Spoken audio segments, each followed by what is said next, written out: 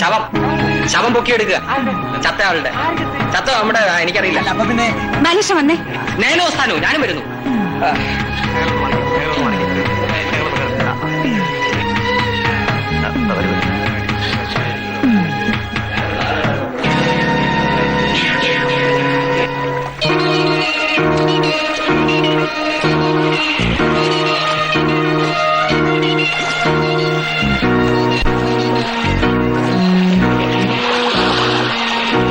Photo എടുക്കണ്ട. എന്താ? വേണ്ടെന്ന് പറഞ്ഞു.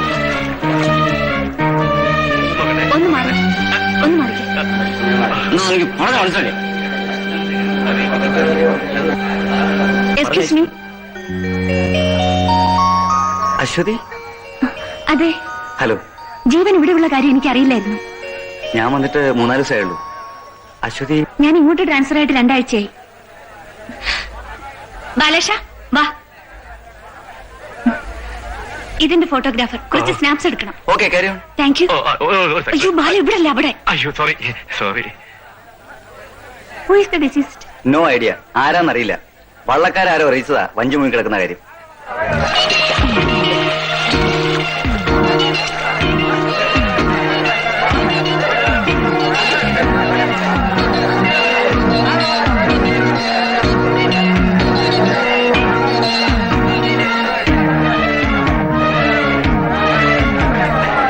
കുറച്ചു ദിവസം ആയതുപോലെ. മദറാണോ? I think so.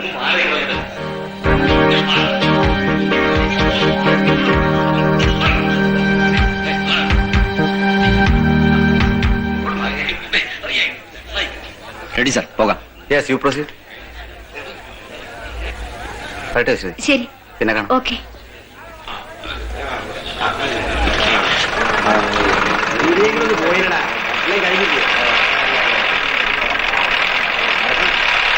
ആവശ്യത്തിനുള്ള ഫോട്ടോസ് എല്ലാം എടുത്തു. ആരാ പോലീസ് ഓഫീസർ? സാറ് ഫോട്ടോ എടുക്കാൻ പോയ ആളല്ലേ ജീവൻ. ഞങ്ങൾ ഒരുമിച്ചാ ഡൽഹിയിൽ MA പഠിച്ചത്. ഹലോ. ആ ഓഫീസിൽ ചെന്ന ഉടനെ. ഞാൻ ഹോട്ടൽ ചാണക്യ. എന്റെ പേര് ചാണക്യൻ. ഹോട്ടൽ ചാണക്യയുടെ മാനേജിംഗ് പാർട്ണറാണ്. മാഡത്തിന്റെ പേരെന്താണാവോ? I'm Aswathy from Sunday Mirror. Aswathy. Sunday Mirror. Sunday ഞായറാഴ്ച, മിറർ കണ്ണാടി. ഞായറാഴ്ച കണ്ണാടിയോ? അങ്ങനെ ഒരു കണ്ണാടി ഉണ്ടായിരിക്കും. అలాగే ఒక అర్థం ఉండొచ్చు.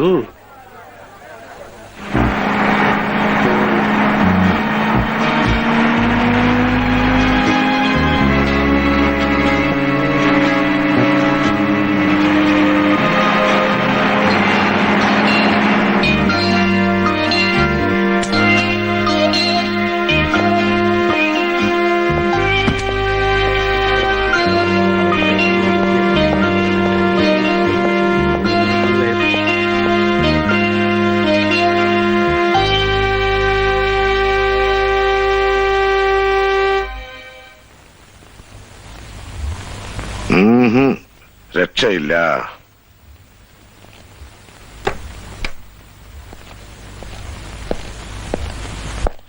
ഇരിക്കണം.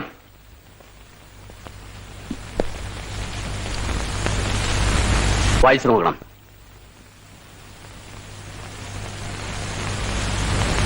രണ്ടു മൂന്നെണ്ണമായാലും വരുന്നു ഡൽഹിയിൽ നിന്ന്. കുറച്ച് വായിക്കണം. Regret to inform you that the Home Department of the state is not giving sufficient moral support to the customs authorities to prevent the such and such activities അല്ലേ? I will look into the matter, sir.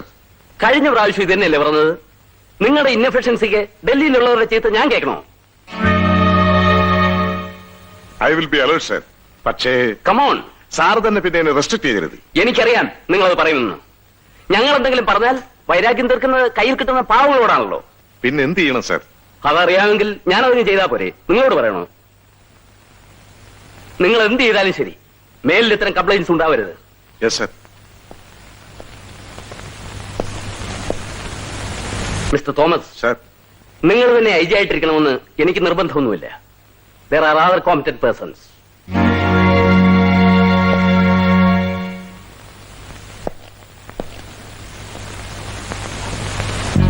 തന്റെ കീഴിൽ IG ആയിട്ടിരിക്കണമെന്ന് എനിക്ക് വലിയ നിർബന്ധമൊന്നുമില്ല. തന്റെ സീമന്ത പുത്രനുണ്ടല്ലോ, അവനെയും കൂട്ടരെയും അങ്ങനെ ഒരു പുത്രന് ജന്മം കൊടുത്ത് തന്നെയും വളർത്താക്കാൻ എനിക്ക് കഴിയാനിട്ടില്ല. പക്ഷേ കുറച്ചു കാലം കൂടി ബാക്കിയുള്ളൂ ഈ ഉടുപ്പൂരാൻ. അതുവരെ പിടിച്ചു നിന്നാ കൊള്ളാമെന്നുണ്ട്. അതുകൊണ്ടാ ഗതി കെട്ടിട്ടും തന്റെ മുമ്പ് കൈയും കെട്ടി നിൽക്കുന്നത്. തനിക്ക് മനസ്സിലായോടൂ? മിസ്റ്റർ തോമസ് പോയില്ലേ? Sir,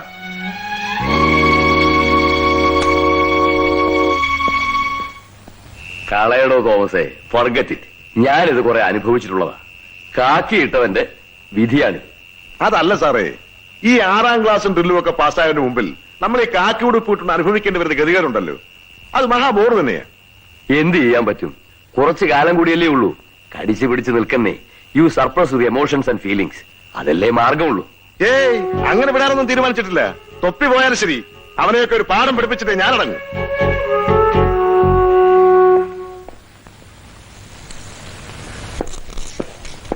good morning sir. Jeevan ഇരിക്കൂ. Thank you sir. Your ex boss mister Tejpal ഡൽഹിയിൽ നിന്ന് എന്നെ വിളിച്ചിരുന്നു. ഞങ്ങൾ പഴയ സുഹൃത്തുക്കളാണ്. തേജ്പാലിന് ജീവനെ കുറിച്ച് വലിയ മതിപ്പാണ്. കൂട്ടത്തിൽ ഒരു കാര്യം കൂടെ പറഞ്ഞു. ജീവൻ അല്പം ചൂടനാണെന്ന്. പെട്ടെന്ന് പ്രതികരിക്കും. Rather A quick response. ഞാനിത് പറയാൻ കാരണം, ജീവൻ ഇന്നലെ ക്യാന്റീനിൽ വെച്ച് രാഷ്ട്രീയക്കാരെ പറ്റി ചൂടായി സംസാരിച്ചായി കേട്ടു. എനിക്കും അവർക്കത്തെ ഇഷ്ടമല്ല. ഇത് പോലീസ് ഹെഡ്ക്വാർട്ടേഴ്സ് ആണെങ്കിലും ഏറ്റവും കൂടുതൽ രഹസ്യങ്ങൾ ചോരുന്നത് ഇവിടെ നിന്നാണ്. പുതിയൊരു ഓഫീസർ അധികം സംസാരിക്കുന്നത് ഇവിടുത്തെ പൊളിറ്റിക്കൽ ഗോഡ് ഫാദേഴ്സിന് ഇഷ്ടമാവില്ല. I think you are intelligent enough to understand me. Yes sir. Sir, Pillai sir വന്നിട്ടുണ്ട്. വരാൻ പറയും. അപ്പോ ജീവൻ പൊയ്ക്കോളൂ. Okay sir.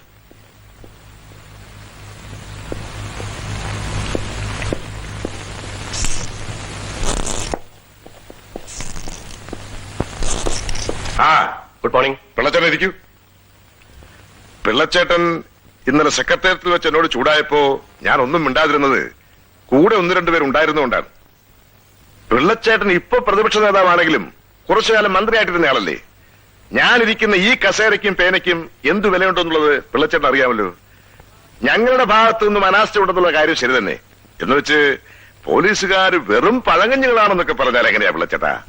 അതൊക്കെ ആ സമയത്ത് ഒരു ആവേശത്തിന്റെ പുറത്ത് പറഞ്ഞല്ലേ. താനൊന്നും കാര്യാക്കണ്ട. അല്ല, അതെനിക്കറിയാം. ഞങ്ങളുടെ ഫോഴ്സിന്റെ കഴിവ് ഞാൻ കാണിച്ചു തരാം. പക്ഷേ അതിന് പിള്ളച്ചേട്ടൻ എന്നെ സഹായിക്കണം. എന്നോട് ബഹളമുണ്ടാക്കിയതുപോലെ ചേട്ടൻ അസംബ്ലിയിലും ബഹളമുണ്ടാക്കണം. കുറെ ബഹളമുണ്ടാകുമ്പോൾ ട്രഷറി ബെഞ്ചുകാർ വളരും. മിനിസ്റ്റർ അന്വേഷണത്തിന് ഓർഡർ ഇടും. പിന്നെ ഞാൻ ഏറ്റു. മാളത്തിൽ നിന്നും തുരപ്പനെ ചാടിക്കുന്നത് പോലെ എല്ലാത്തിനെയും ഞാൻ പുറത്തേക്ക് അടിക്കും.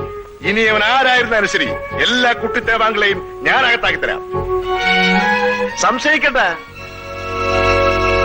മതിയായില്ല നിനക്ക്? 1 അല്ല 9 നോട്ടീസാണ് എനിക്കെതിരായിട്ട്. നാളെ അസംബ്ലിയിൽ അവരെന്നെ പിച്ച് ചീന്തും. മുഖ്യമന്ത്രിക്ക് മകനെ കൊണ്ട് കിട്ടിയ ഒരു ഉപകാരം. അച്ഛൻ കിടന്ന് ബഹളം വെക്കാതെ കാര്യം എന്താണെന്ന് തെളിച്ചു പറ. എന്ത് തെളിച്ചു പറയാൻ? മകന്റെ അഴിഞ്ഞാട്ടത്തിന് മുഖ്യമന്ത്രിയുടെ അനുഗ്രഹാശസ്സുകൾ. പോലീസിനെ പാവയായി കയ്യിലടക്കി വെച്ചിരിക്കുന്ന മകൻ. ചീഞ്ഞു നാർന്ന് ദുർഭരണം. നാടുനില നടക്കുന്ന കൊലപാതകങ്ങൾ പിന്നിൽ മുഖ്യമന്ത്രിയുടെ മകന്റെ കറുത്ത കൈകൾ. ഇത്രയും പോരെ? ഇതിൽ കൂടുതൽ എന്ത് തെളിച്ചു പറയാൻ? ഇത്രേ ഉള്ളൂ. ഇപ്പോഴത്തെ പ്രതിപക്ഷം ഭരണത്തിലിരുന്നപ്പോൾ അച്ഛൻ തന്നെ അവർക്കെതിരായി ഇതിൽ കൂടുതൽ ആരോപണങ്ങൾ ഉന്നയിച്ചിട്ടില്ലേ? അന്ന് ഇതൊക്കെ പറയുമ്പോ നുണയായിരുന്നു എന്ന് എനിക്കറിയാം. ഇപ്പൊ അതല്ലല്ലോ കാര്യം. ഇന്നിപ്പോ പ്രതിപക്ഷമാണ് ആരോപണങ്ങൾ ഉന്നയിച്ചിരിക്കുന്നത്. നാളെ ഭരണകക്ഷി മുറുമുറു തുടങ്ങിയാൽ ഇപ്പൊ തന്നെ അവർ പലതും അറിയാം. തുറന്നു പറയുന്നില്ലെന്ന് മാത്രം. ഒരു പരിധി കഴിഞ്ഞാൽ പിടിച്ചു നിൽക്കാൻ എനിക്കാവില്ല. അച്ഛനത് പറയുമെന്ന് എനിക്കറിയാം. എല്ലാം തുറന്ന് സമ്മതിച്ചേക്ക്. എന്നിട്ട് പീലാത്തോസിനെ പോലെ കൈ ഒഴിക്കോ. ഞാൻ അകത്ത് കിടന്ന് കമ്പി എണ്ണിക്കോളാം. പോരെ? ശേരൻകുട്ടി, എന്താ നട്ടല്ലില്ലെങ്കിൽ ഈ വേഷം ധരിക്കരുതായിരുന്നു. പള്ളിക്കൂടം വാദ്യാരായിട്ട് കഴിഞ്ഞാ പോരായിരുന്നോ? ലക്ഷക്കണക്കിന് രൂപ മുടക്കിയിട്ട ഈ നിലയിലെത്തിയത്. MLA മാരെ ചാക്കിലാക്കാനും ഇറക്കാനും കാശ് എവിടെ നിന്നുണ്ടായെന്ന വിചാരം? അന്നേ അറിയാൻ പാടില്ലായിരുന്നോ? ഏലപ്പാറ LP സ്കൂളിലെ വെറും വാദ്യാര് കേരളം ഭരിക്കുന്ന മുഖ്യമന്ത്രിയാവണമെങ്കിൽ പലതും സഹിക്കേണ്ടി വരുമെന്ന്. എന്തുണ്ടായിരുന്നു അവകാശപ്പെടാൻ പാരമ്പര്യമായിട്ട്? 1.5 സെന്റ് ഭൂമിയും ഒരു ഓലപ്പുരയും മുഷിഞ്ഞു നാറിയ ഒരു കതർ ഷർട്ടുമല്ലാതെ. ഇത് മുഴുവൻ കാശ് കൊണ്ടുണ്ടാക്കിയതാ. വെറും കാശ് കൊണ്ട് മാത്രം. അന്നൊക്കെ ശേഖരൻകുട്ടി ആവശ്യം പോലെ ഉപയോഗിച്ചില്ലേ? ഇന്നെന്താ മകനെ വേണ്ടാതായത്? അങ്ങനെ പറഞ്ഞ് നീ എന്നെ ഇരുത്തിയൊന്നും വേണ്ട. അധികാരത്തിന്റെ സ്വാധീനം നിനക്ക് ആവശ്യമായിരുന്നു. ആയിരുന്നു. എന്താ സംശയം? പിന്നെ മോക്ഷം കിട്ടാനാ ഇഞ്ചിക്കാട്ട് രാമകൃഷ്ണപിള്ളയെ മുഖ്യമന്ത്രിയാക്കാൻ ശേഖരൻകുട്ടി പാടുപെട്ടത്? ശേഖരൻകുട്ടി, സാറിന്റെ പ്രശ്നം എന്താ? നാളെ അസംബ്ലിയിൽ പ്രതിപക്ഷത്തിന്റെ വായ അടയ്ക്കണം. പോരെ? അവരുന്നയിച്ച ആരോപണങ്ങളെ നേരിടാൻ അതിനേക്കാൾ ശക്തിയുള്ള ഒരു ആയുധം സാറിന് വേണം. അത്രയല്ലേ ആവശ്യമുള്ളൂ? അതുണ്ടാവും. ഞാൻ ഉറപ്പുവരുന്നു. പ്രതിപക്ഷത്തിന്റെ ലേബർ യൂണിയന്റെ യൂണിഫോമിന്റെ നിറം എന്താ? ബ്ലാക്ക്. റോസ്. അത് കുറെ സംഘടിപ്പിക്കണം. കൂലിക്കായാലും തെറ്റില്ല. നമ്മുടെ ആളുകൾക്ക് ആ യൂണിഫോം കൊടുക്കണം. എന്നിട്ട് ഇന്ന് രാത്രി ഭരണകക്ഷിയുടെ മെയിൻ റോഡിലുള്ള ഓഫീസ് തല്ലി തകർക്കണം. ഭരണകക്ഷിയിൽപ്പെട്ട ആരുടെ? സംശയിക്കേണ്ട, മുഖ്യമന്ത്രിയുടെ പാർട്ടിയുടെ ഓഫീസ് തന്നെ. ആസിഡ് ബൾബോ സോഡാ കുപ്പിയോ കുന്തമോ കുറുവടിയോ എന്ത് വേണേലും ഉപയോഗിച്ചോളൂ. ഓഫീസിനകത്ത് പാർട്ടിയുടെ പ്രവർത്തകർ കിടന്നുറങ്ങുന്നുണ്ടാവും. അവരെ വെറുതെ വിടണ്ട. ചെറുതായിട്ടൊന്ന് പെരുമാറിക്കൊള്ളൂ. പക്ഷെ സീരിയസ് ആകരുത്. ലോറൻസ്, നീ ഓർഗനൈസ് ചെയ്താൽ മതി, നേരിട്ട് ഇടപെടണ്ട. സാഗർ സമ്മതിച്ചു വന്നിരിക്കുന്നു. Decent idea. എനിക്കിങ്ങനെ ഒരു ഐഡിയ തോന്നിയില്ലല്ലോ. എന്നാ തോന്നിയിട്ടുള്ളത്? കറക്റ്റ്.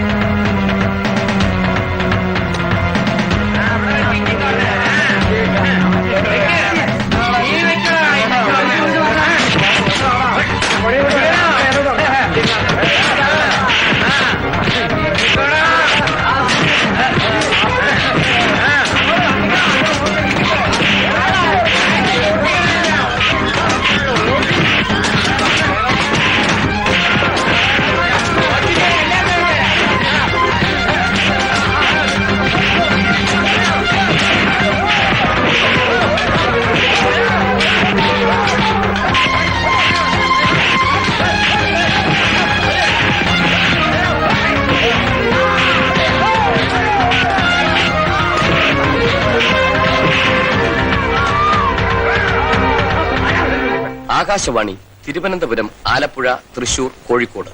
പ്രാദേശിക വാർത്തകൾ വായിക്കുന്നത് ബാലചന്ദ്രൻ. കഴിഞ്ഞ ഒരാഴ്ചക്കാലമായി നടന്നുകൊണ്ടിരുന്ന കേരള നിയമസഭാ സമ്മേളനം ഇന്ന് അനിശ്ചിതകാലത്തേക്ക് പിരിഞ്ഞു. മുഖ്യമന്ത്രിയുടെ പേരിൽ പ്രതിപക്ഷ കക്ഷികൾ ഉന്നയിച്ചിരുന്ന ആരോപണങ്ങൾ ഇന്ന് ചർച്ചയ്ക്കെടുക്കുവാൻ സാധിച്ചില്ല. ഇന്നലെ രാത്രി ഭരണകക്ഷിയിൽപ്പെട്ട കേരളദേശം പാർട്ടിയുടെ സിറ്റി ഓഫീസ് തല്ലിത്തകർത്ത പ്രതിപക്ഷത്തിന്റെ ക്രൂരമായ ചെയ്തികളെ പല പാർട്ടി MLA-മാരും നിശിതമായി വിമർശിച്ചു. തുടർന്നുണ്ടായ ബഹളത്തിൽ സമ്മേളനം തുടരാനാവാതെ സഭ നിർത്തിവെക്കുകയാണുണ്ടായത്. പ്രതിപക്ഷ കക്ഷികളുടെ ആരോപണങ്ങളെ ധീരമായി നേരിടാൻ തയ്യാറായി തന്നെ ഇന്ന് നിയമസഭയിലെത്തിയ മുഖ്യമന്ത്രിയെ MLA-മാരെ പ്രശംസിക്കുകയുണ്ടായി. അറബിക്കടലിൽ പിള്ളേച്ച, അറബിക്കടലിൽ പിള്ളേച്ച, ജയ് ജയ് കേരള ദേശം, ജയ് ജയ് കേരള ദേശം, ഇഞ്ചിക്കാര നേതാവേ, ഇഞ്ചിക്കാര നേതാവേ, ധീരതയോടെ നയിച്ചോളൂ, ജയ് ജയ് ഇഞ്ചിക്കാരൻ, ജയ് ജയ് ഇഞ്ചിക്കാരൻ, കള്ളാകുള്ള പിള്ളേച്ച, കള്ളാകുള്ള പിള്ളേച്ച, പൊള്ളത്തരമോ രാഷ്ട്രീയം, പൊള്ളത്തരമോ രാഷ്ട്രീയം, അടിയുടെ ഇടിയുടെ വെടിയുടെ മുന്നിൽ, അടിയുടെ ഇടിയുടെ വെടിയുടെ മുന്നിൽ മുഷ്ടി ചുരുത്തി എതിർത്തവർ ഞങ്ങൾ, മുഷ്ടി ചുരുത്തി എതിർത്തവർ ഞങ്ങൾ, തോറ്റിട്ടില്ല തോൽക്കുകയില്ല, തോറ്റിട്ടില്ല തോൽക്കുകയില്ല, കേരളദേശം സിന്ദാബാദ്, കേരളദേശം സിന്ദാബാദ്, ഇഞ്ചിക്കാരൻ സിന്ദാബാദ്, ഇഞ്ചിക്കാരൻ സിന്ദാബാദ്, ജയ് ജയ് കേരളദേശം, ജയ് ജയ് കേരളദേശം, ജയ് ജയ് കേരളദേശം, ജയ് ജയ് ഇഞ്ചിക്കാരൻ, ഇഞ്ചിക്കാര നേതാവേ, ഇഞ്ചിക്കാര നേതാവേ, ധീരതയോടെ നയിച്ചോളൂ, ധീരതയോടെ നയിച്ചോളൂ,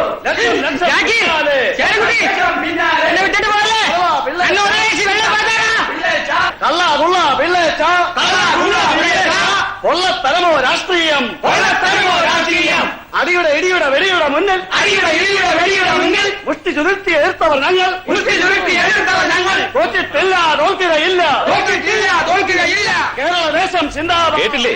അസംബ്ലിയിൽ ഞാൻ നോട്ടീസ് നൽകിയപ്പോൾ ഇഞ്ചക്കാരൻ എന്തെങ്കിലും വേല കാണിക്കുമെന്ന് എനിക്കറിയാമായിരുന്നു. പക്ഷേ അയാൾ തുറുപ്പുരം തന്നെ ഇറക്കുമെന്ന് ഞാൻ വിചാരിച്ചില്ല. ഇതല്ലാതെ വേറെ എന്തായിരുന്നാലും ശരി അയാളിന്ന് വിവരം പറഞ്ഞേനെ. അതിന് തയ്യാറായാണ് ഞാൻ പോയത്. പക്ഷേ പാർട്ടി ഓഫീസ് ആക്രമിച്ചു എന്ന് പറഞ്ഞപ്പോ സംഗതി വഷളായില്ലേ? അതിന് ഇക്കാര്യത്തിൽ പിള്ളച്ചേട്ടൻ നിരപരാധിയല്ലേ? അത് എനിക്കും തനിക്കും അറിയാം. പക്ഷേ മറ്റുള്ളവരെ പറഞ്ഞ് ബോധ്യപ്പെടുത്താൻ സമയമെടുക്കില്ലേ? ഞാനീ പറഞ്ഞതൊക്കെ strictly unofficial, of the records. ഞങ്ങളുടെ അനുമാനങ്ങളാണ്, ശരിയാകണമെന്നില്ല. പിന്നെ നിങ്ങളിത് പബ്ലിഷ് ചെയ്യുകയാണെങ്കിൽ അത് നിങ്ങളുടെ റിസ്കിലായിരിക്കണം. അറിയാതെ പോലും ഞങ്ങളുടെ ഡിപ്പാർട്ട്മെന്റിനെ മെൻഷൻ ചെയ്യരുത്. അത് പറയണോ? എന്ത് വന്നാലും അതിന്റെ റിസ്ക് എന്റെ മാഗസിൻ കവർ ചെയ്യും. Underworld king Sagar alias Jacky helps the chief minister to overcome the political crisis. എന്തു പറ്റി അശ്വതി? ഞാൻ എഴുതാൻ പോകുന്ന ആർട്ടിക്കിളിന്റെ ക്യാപ്ഷൻ ഒന്ന് ആലോചിച്ചതാ.